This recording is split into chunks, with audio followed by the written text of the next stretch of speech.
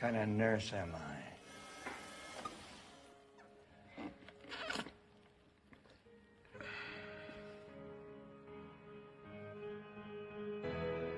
Oh my god! Oh my god! Holy shit! Just let it out, dear boy. Let it all out. My leg is off!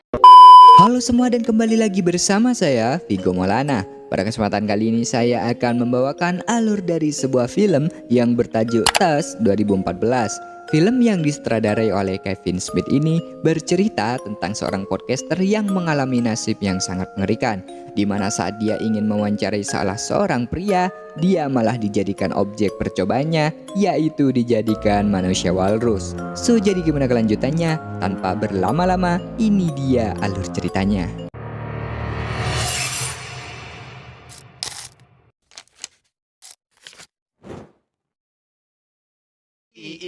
Not C with a Z. That'd be like If I die of laughter during this segment, I don't want you to feel bad. Cerita dimulai dengan diperlihatkan Welles yang sedang melakukan podcast bersama rekannya, yaitu Teddy, dengan basa-basi entah apa yang mereka bicarakan. Setelah berbincang-bincang lama, video viral dari seorang anak yaitu Kill Bill Kid sampai ke telinga Welles dan juga Teddy. Viralnya video itu dikarenakan Kill Bill Kid melakukan perbuatan di luar akal orang gila. Dia memotong kakinya sendiri demi sebuah konten agar Kill Bill Kid ini dapat terkenal. Viralnya video itu membuat Welles berniat untuk menghampirinya langsung. Mereka berdua pun mengakhiri podcastnya untuk melakukan rencana, yaitu menghampiri Kill Bill Kid di Kanada. Beberapa saat kemudian, Welles telah sampai di Kanada. Sebelumnya, dia diperiksa dulu sebelum melakukan perjalanan selanjutnya. Sangalese. A man torn betwixt devil. Oh! Okay. Hands off the counter, please. When you're visiting the Great White North of Canada. Akhirnya, Welles telah sampai di kediaman Kill Bill Kid. Namun di rumah itu nampaknya telah terjadi sesuatu.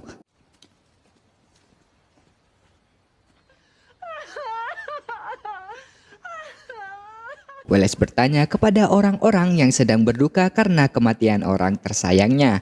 Dan benar, Kill Bill Kid telah tewas saat Welles baru saja tiba di kediamannya.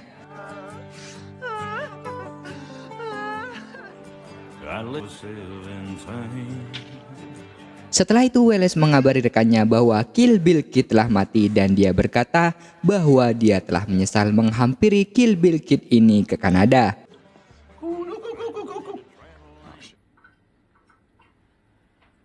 Tanpa sengaja, Welles menemukan cerita dari seorang yang menarik hatinya.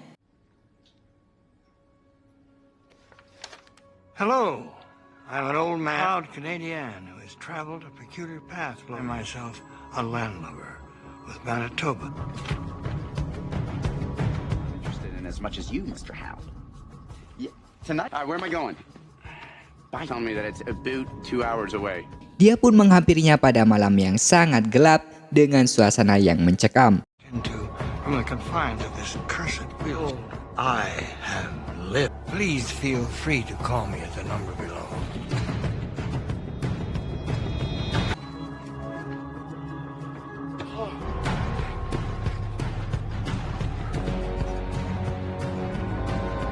Akhirnya dia sampai dan langsung disapa oleh pemilik rumah, yaitu Howard, si pria tua. Sembari berbincang-bincang, Welles meminum teh yang disediakan oleh Pak Howard ini.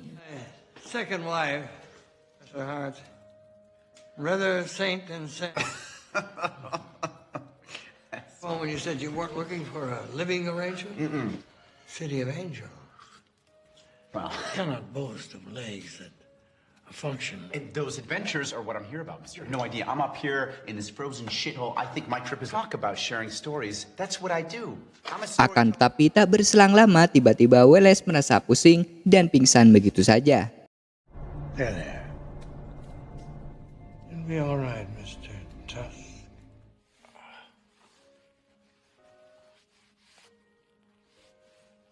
Setelah itu Welles pun terbangun dari tidurnya dengan kondisi pusing akibat pengaruh teh buatan Pak Howard. Pak Howard ini memberikan segelas minuman pop ice kepada Welles agar supaya dia tampak bugar dan fresh kembali. Namun setelah membuka selimut di kakinya, dia terkejut saat kakinya telah diamputasi oleh Pak Howard ini. Oh my god. My leg is off. The fuck are you talking about? What? Dia sangat syok sekali dan dengan santainya Howard mengatakan agar merelakan apa yang sudah terjadi.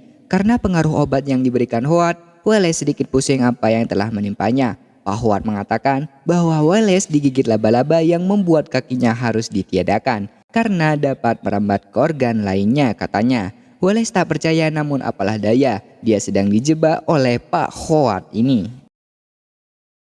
Setelah itu, malam kembali menghampiri mereka. Wallace dan Howard meluangkan waktunya untuk makan bersama. Howard menjelaskan kembali pada Wallace apa yang telah menimpanya, walaupun hal tersebut hanya sebuah kebohongan. Wallace hanya terdiam, namun karena Wallace tak kuat, dia berteriak sekencang mungkin.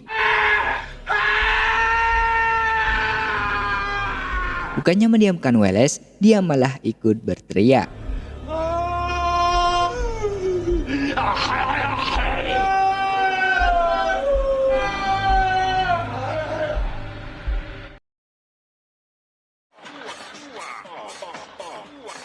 Beberapa menit kemudian Wallace berusaha mengambil handphonenya untuk menelpon pacarnya. Karena tak ada jawaban, dia mengirim pesan suara agar dapat didengar oleh pacarnya nanti. Yah, ternyata pacarnya sudah diserobot oleh si Teddy, yaitu sahabatnya sendiri.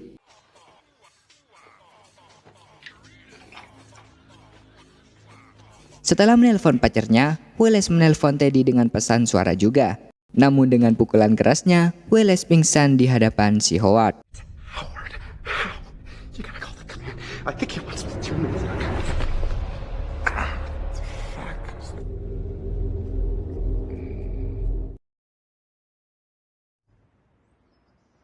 Keesokan harinya, pacar Wallace yang terbangun mendapati pesan dari Wallace yang dikirim semalam.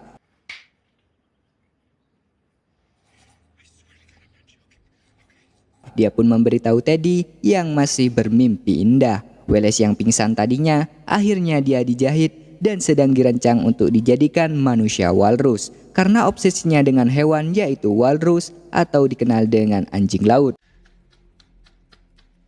Yes, officer, it's BRY. Mendengar kabar dari Wallace, mereka berdua segera mungkin untuk menyusul Wallace. Find the agency, we can find the car using its GPS system. Recent pictures up on the website. It's naziparty.com.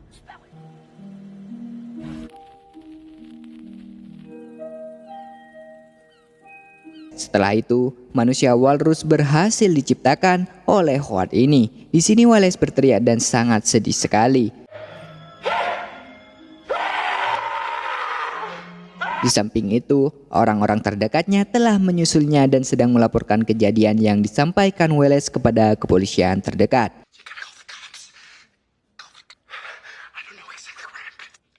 Namun karena terkenalnya mereka sebagai komedian, hal tersebut dianggap kepolisian sebagai lelucon. Karena menurutnya, hal itu mungkin hanyalah pekerjaan. Mereka berdua membantah, tetapi setelah polisi ini mengajukan pertanyaan tentang urusan asmara dan perselingkuhan, mereka berdua terdiam dan tak berkutik, walaupun dia sedikit menerangkan sebuah kepalsuan.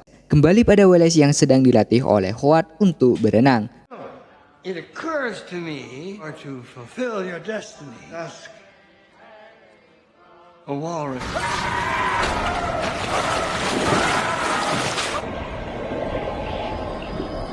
Namun dia tenggelam dan di dalam nyatanya telah banyak korban yang sudah dijadikan walrus oleh Howard ini. Tetapi kini hanya tersisa rangka dan tulangnya saja. Setelah itu mereka berdua menemui inspektur yang bernama Guy untuk berbicara tentang kasus yang dilaporkannya. Rupanya dia juga telah lama memburu Howard ini. Namun bukti-buktinya kurang kuat, walaupun dia telah menemukan banyak korban. Setelah itu kembali lagi pada Wallace yang telah diselamatkan oleh Howard. Battered by a life. Now have I wings. Sekarang dia mengajari makan dengan ikan yang telah disiapkan. Karena telah kelaparan, Wallace dengan terpaksa memakan ikan itu secara mentah-mentah. Setelah selesai, Howard mengajarinya berenang kembali.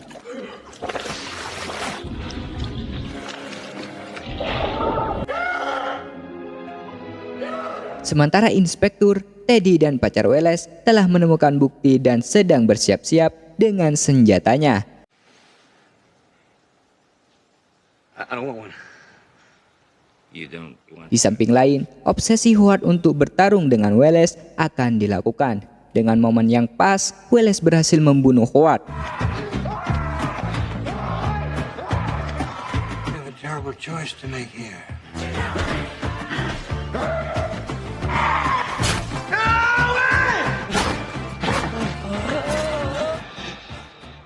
It is a cop, right? Sementara rekan-rekannya telah sampai di kediaman Wallace. Pacarnya pun sangat sedih sekali melihat Wallace berubah menjadi manusia walrus.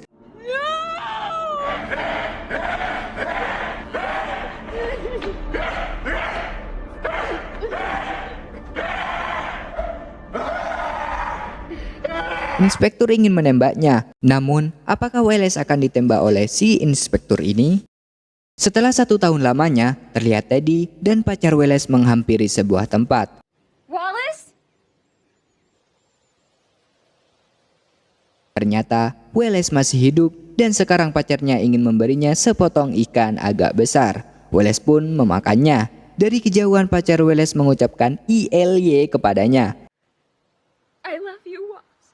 Wallace sangat sedih hingga mengeluarkan air mata dan film ini pun telah tamat. Itulah cerita film yang saya bawakan kali ini. Bagi Anda yang belum subscribe, silakan subscribe dan aktifkan loncengnya. Terima kasih, semoga menghibur dan sampai jumpa kembali.